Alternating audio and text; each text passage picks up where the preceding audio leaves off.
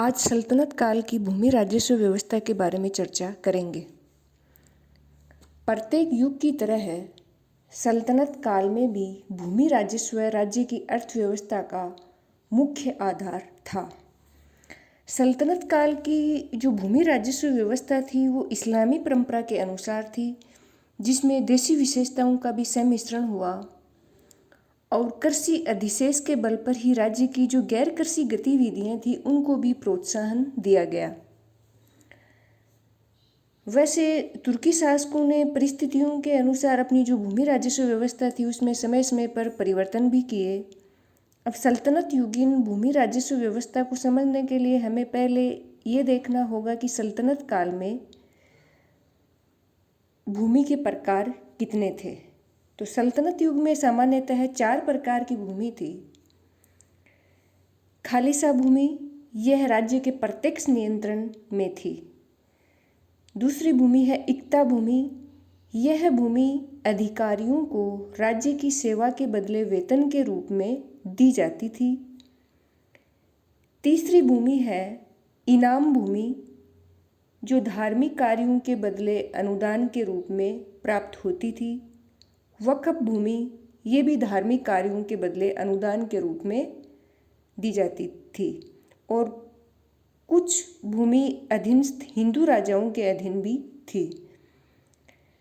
तो वक्फ और इनाम भूमि थी वो करमुक्त थी, जबकि इनाम राज्य से नजराने की नियमित रूप से प्राप्ति होती रहती थी। तो तुर्की शासकों ने खालिसा व इक्ता भूमियों के लिए भू राजस्व व्यवस्था को स्थापित किया। क्योंकि इनाम और वक्फ भूमि थी, उनसे किसी भी प्रकार के भूमि कर की वसूली नहीं की जाती थी। खालिसा और इक्ता भूमियों में अंतर सिर्फ इतना था कि खालिसा भूमि संपूर्ण भू राजस्व केंद्रीय खजाने में जमा होता था, यानी खालिसा भूमि से जो भी भू राजस्व वसूली होती थी वो डायरेक्ट केंद्रीय राजकोष में जमा किया जाता था और उसकी वसूली भी केंद्रीय कर्मचारियों द्वारा की जाती थी। जबकि इक्ता भूमियों से राजस्व वसूली का उत्तरदायित्व इक्तादारों पर होता था। इक्तादार यानी वो प्रांतीय गवर्नर जो उस क्षेत्र विशेष के मुखिया होते थे। और इक्तादार अपने वेतन तथा सैन्य व्यय को निकालकर एक निश्चित राशि केंद्र को भेजते थे। अब है भू राजस्व कितने प्रकार का था।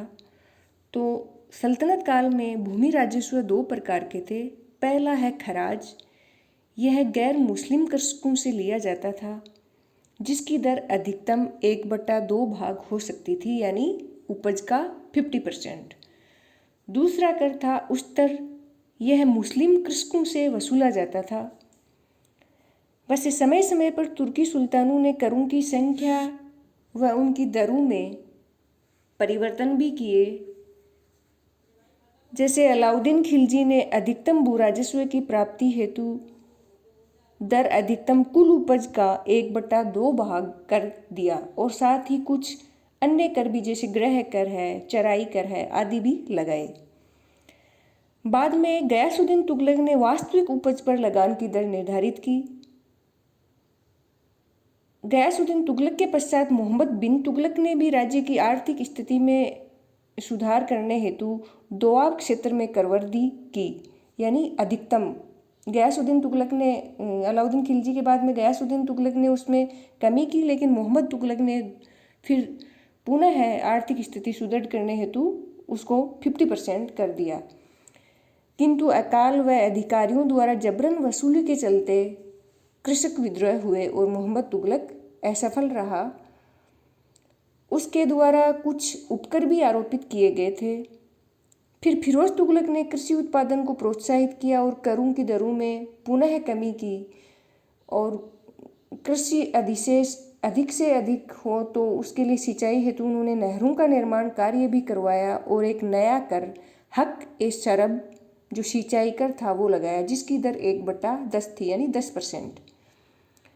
इसके अतिरिक्त फिरोज तुगलक ने विभिन्न उपकरों को भी हटा दिया और बहुत सारी खाद्यान्न फसलों से करों को कम किया, यानी फिरोज तुगलक ने थोड़ी उदार नीति अपनाई।